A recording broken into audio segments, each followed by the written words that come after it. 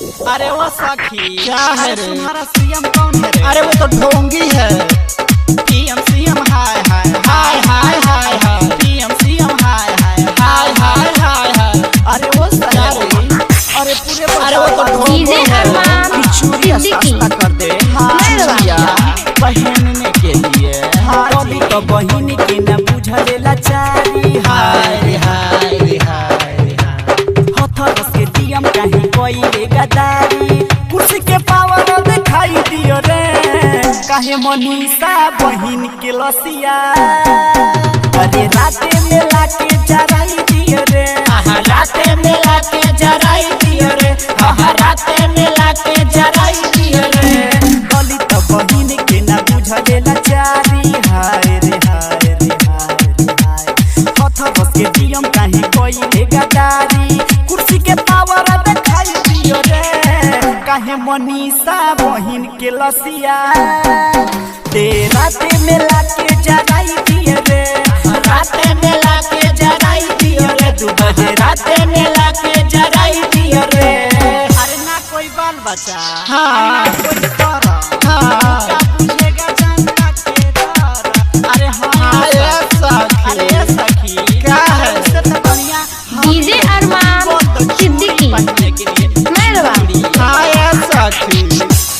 करे गुहार पूरा परिवार योगी तू तो ना बताई घरवा के शान बेटी हमार दिहली न जनवा गवाई गवाई क्या रे? करे गुहार पूरा परिवार योगी तू तो ना बताई घरवा के शान बेटी हमार दिहली न जनवा गवाई गवाई 4 दरिंदा मिली जीभिया कटलस हाय रे हाय रे हाय 4 दरिंदा मिली जीभिया कटलस तूरी के रीढ़ बैठाई दियो रे काहे मनीषा बहिन के लसिया 2 बजे राते में लाके जराई दियो रे राते में लाके जराई दियो रे। राते में लाके जराई दियो रे। अरे वो सहेली क्या है रे? सोच बदलो ठीक है, बदल जाएगा समझती हो सही बोल रही हो।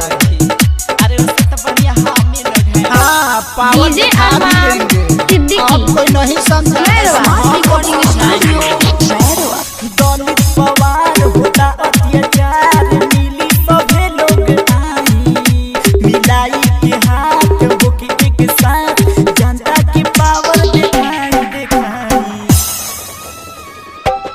लगता तो है। दलित पवार होता अत्याचार मिली सभे लोग आई मिलाई के हाथ होके एक साथ जनता की पावर दिखाई दिखाई पीएम सीएम बनी नाम हंसवले हाय रे हाय रे हाय रे पीएम सीएम बनी नाम हंसवले देशवा के पूरा डुबाई दियो रे काहे मनीषा बहिन के लसिया